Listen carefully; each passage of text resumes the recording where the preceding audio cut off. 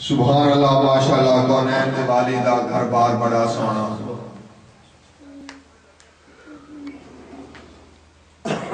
مدینہ پاک کی گلیوں سے پیار کرتے ہیں میرے دوست بھی مدینہ پاک کی گلیوں کا ہی تذکرہ کر رہے تھے علامہ صاحب چشتی کا لکھا ہوا شعر آپ کی بارگاہ میں پیش کر کے اپنے اگلے شناخان کو دعوت دوں گا بلکہ اس سے پہلے اتنا عرض کرتا چلوں کہ وہ نہایت ہی مقدر والی اور قسمت والی گھڑی ہوتی ہے جب انسان کو ایسی محافل میں آنا بیٹھنا یا کسی اللہ کے بندے کے ساتھ جب اس کا تعلق ہو جائے تو پھر بڑے مقدر کی بات ہوتی ہے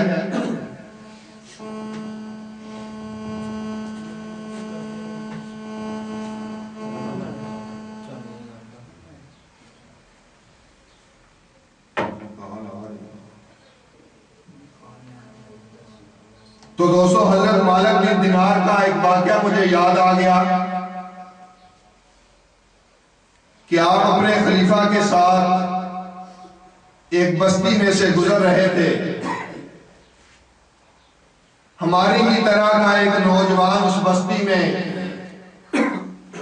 ایک نہایت ہی خوبصورت قلعہ نما محل بنا رہا تھا جب حضرت مالک بن دینار کی نگاہ اس محل پر پڑی اور دیکھا کہ وہ نوجوان کتنی تگ و دو کے ساتھ اس محل کی تعمیر میں مصروف ہے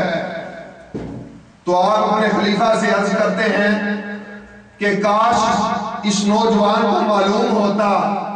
کہ جتنا مال و دولت یہ دنیا میں صرف کر رہا ہے اگر یہ اللہ کی راہ میں کرتا تو اس کو ایک ایسا محل ملتا جو اس محل سے رقبے کے اعتبار سے بہت بڑا ہوتا اور اس کی یہ خصوصیت ہوتی کہ اس محل میں دودھ اور شہد کی نہریں رواں ہوتی اور اس نوجوان کی خدمت کے لیے حورو غلامان ہیں ہر وقت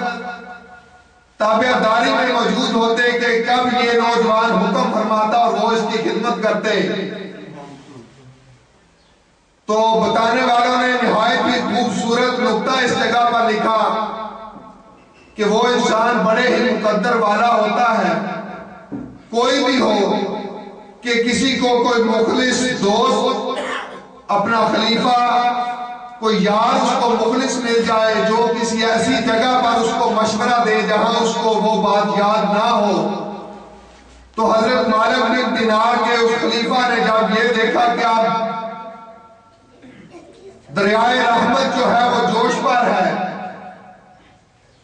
تو ان کے خلیفہ نے عرض کیا کہ یا حضرت مالک بن دینار یہ نوجوان تو غافل ہے اس کو پتہ نہیں کم از کم آپ کو تو پتہ ہے کہ اگر یہ کام کرے تو اس کو اس کا کیا اجر مل سکتا ہے تو آپ مہربانی فرمائیں اس کو بتا دیں حضرت مالک بن دینار اور اس کے خلیفہ اس نوجوان کی خدمت میں حاضر ہوئے تو روایات میں آتا ہے کہ سب سے پہلی بات جو لکھی کہ وہ نوجوان باادب تھا جب اس نے دیکھا کہ وہ دو بزرگ اس کی پاس آ رہے ہیں نہایت ہی ادب کے ساتھ اس نے جھک کر ان کو سلام کیا عزت کے ساتھ ان کو بٹھایا حضرت مالک بن دینار نے اس سے پوچھا کہ اگر میں تم کو تمہارے ساتھ میں ایک سودا کرنا چاہتا ہوں تو کیا تم میرے ساتھ کوئی سودا کرو گے اس نے فرمایا کہ ہاں اگر میرے ہاتھ میں بہتر ہوا تو میں ضرور کروں گا آپ نے اس کو بتایا کہ اگر تم اپنا سارا مال و اسباب اللہ کی راہ میں خرچ کر دو تو تم کو اس کے بدلے میں ایسا محل جنت میں ملے گا وہ نوجوان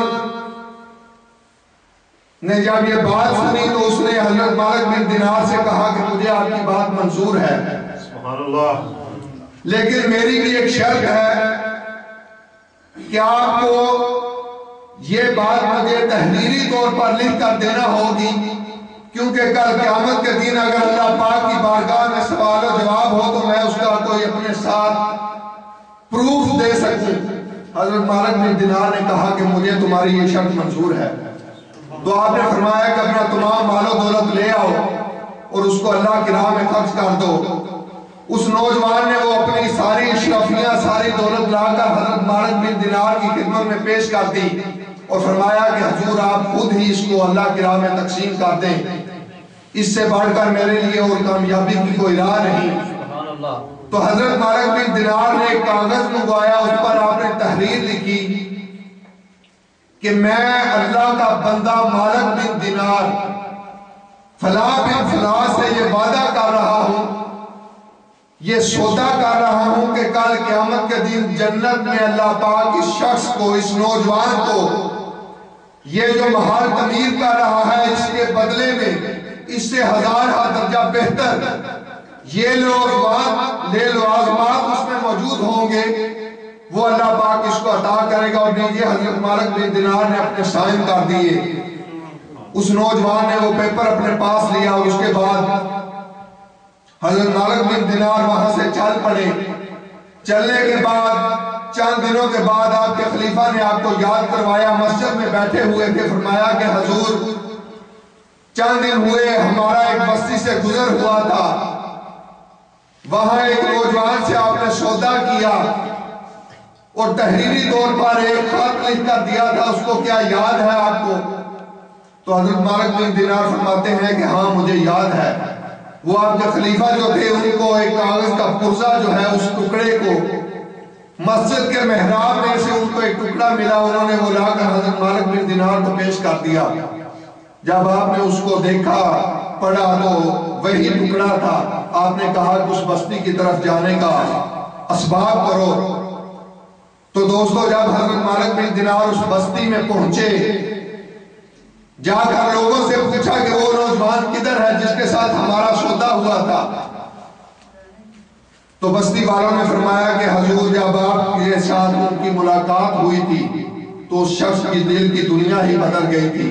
ہر وقت اللہ اللہ کی ضرب جو ہے اس کے دل پر پڑتی تھی، اس نے دنیا سے کنارہ کر لیا اور چند ہی دن ہوئے کہ اس کی وفات ہو گئی۔